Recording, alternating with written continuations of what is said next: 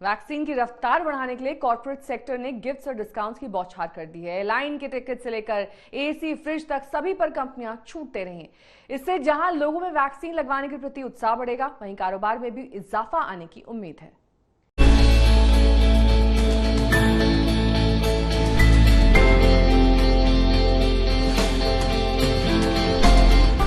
Vaccine लगवाओ और discount पाओ, यह फॉर्मूला अब कारोबार बढ़ाने के लिए ज्यादातर निजी कंपनियां अपनाती जा रही हैं। हवाई यात्रा से लेकर होटल में रुकने तक या रेस्तरां में खाना खाने तक वैक्सीन लगवाने वालों के लिए डिस्काउंट की बौछार हो गई है। इंडिगो एयरलाइन ने वैक्सीन लगवा चुके लोगों को हवाई सफर पर 10% की छूट देने की पेशकश की है। मैकडॉनल्ड्स टीका लगवाने वाले ग्राहकों को 500 रुपए के न्यूनतम ऑर्डर पर 20% की छूट दे रहा है। ग्रोफर्स वैक्सीनेशन को बढ़ावा देने के लिए वैक्सीन लगवा चुके लोगों को 1 महीने के लिए स्मार्ट बचत क्लब का सब्सक्रिप्शन फ्री में दे रही है।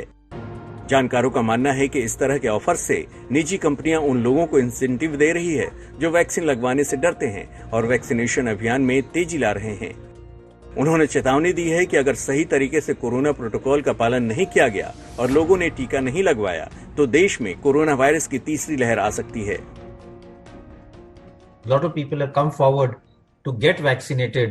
Children have come forward. Parents have brought their children to get them vaccinated and be part of the trial. We need to develop vaccines for children also, because if we have to control this pandemic, everyone should be vaccinated. जाहिर है ये offers कंपनियों की बिक्री बढ़ाने में मददगार होंगे तो वैक्सीनेशन की रफ्तार बढ़ाने में भी इनका योगदान रहेगा। इस तरह के ऑफर्स की सबसे पहले शुरुआत बैंकों ने की थी। Central bank of India vaccine लगवा चुके ग्राहकों को एफडी पर 25 बेसिस पॉइंट्स ज्यादा ब्याज दे रहा है। यूको बैंक ग्राहकों को एफडी पर 30 बेसिस पॉइंट्स ज्यादा ब्याज दे रहा है। जानकारों के मुताबिक इस तरह के ऑफर कारोबार बढ़ाने में मददगार हो या न हो, लेकिन देश की अर्थव्यवस्था को बचाने में ये दोहरी भूमिका निभा रहे हैं। इस तरह के ऑफर अलग अलग शहरों में भी जारी है।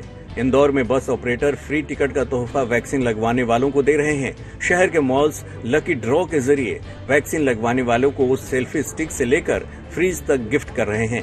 यानी देश में वैक्सीन की मुहिम अब कारोबार को बढ़ाने से जुड़ गई है। अगर इसने दोनों ही काम कर दिए तो फिर देश की आर्थिक सेहत के साथ ही लोगों के स्वास्थ्य का भी ये ख्याल रख सकती हैं। आज तक ब्यूरो।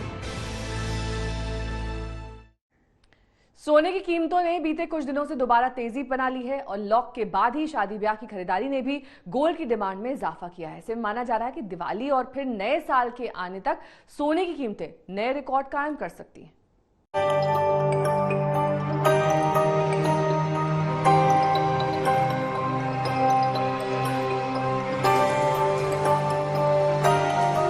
सोने की कीमतें एक बार फिर से तेजी के रास्ते पर चलने के लिए तैयार है। इस हफ्ते के पहले तीनों दिन सोने की कीमतों में बढ़ोतरी दर्ज की गई।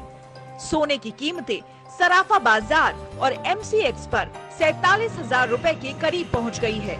वहीं चांदी भी 67,000 से 68,000 के बीच झूल रही है।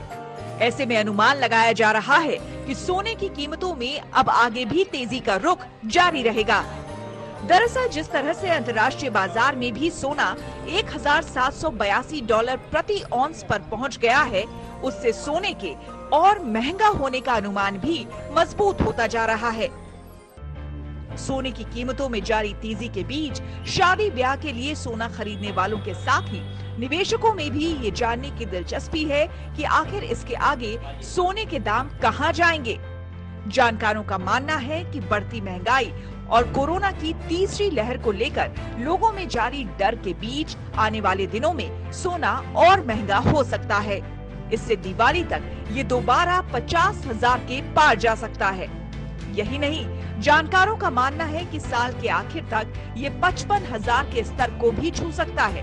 वहीं चांदी भी तब तक 80,000 के लेवल पर पहुंचने का अनुमान लगाया जा रहा है। कोरोना महामारी में देश को डबल अटैक का सामना करना पड़ा है। एक तरफ तो मंदी की मार से अर्थव्यवस्था बेहाल है, दूसरी तरफ महंगाई ने भी हाल बेहाल कर दिया है। जब भी महंगाई बढ़ती है तो इसका फायदा सोने को मिलता है। साथ ही अब लॉकडाउन भी खुलने से शादी और दूसरे समारोहों का आयोजन शुरू हो जाएगा। इससे भी सराफा बाजार को सोने की मांग बढ़ने का अनुमान है। आज तक ब्यूरो। बिजनेस आज तक में मेरे साथ अभी के लिए बस इतना ही। देश दुनिया की तमाम खबरों के लिए आप देखते रहिए आज तक।